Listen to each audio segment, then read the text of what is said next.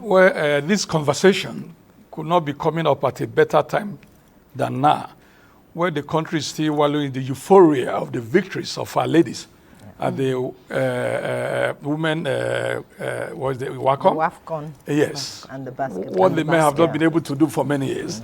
And then coming fast on the heels of that one is the victory of the D-Tigress in basketball. Right now, Nigeria is on the front burner of conversations and jubilation all over the world. And I think it goes to show that when women are incentivized and encouraged, there's no limit to what they can achieve.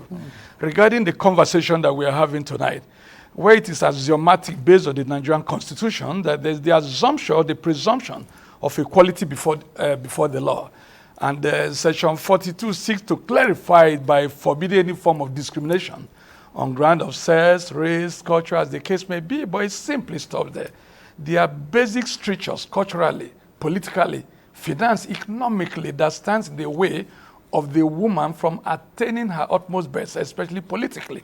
We have a very sad situation that in a country that have a population of about 223 million, and out of this we have about 110 million women, consider about 47% of the population, and yet where it matters most, where decisions are taken, where laws are made for the peace and good governance of this country, as I speak to you, the population, the total number of women in our National Assembly is basically about 4.1%.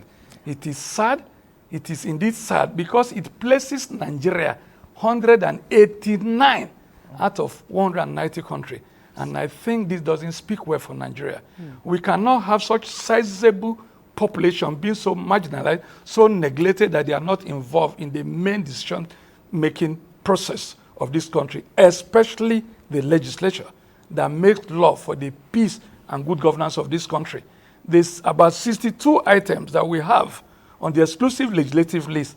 I can assure you, if you combine the women and children in this country, it means over 70% of the population, their views not taken into consideration when laws, rules, and subsidiary legislation is being made to affect them.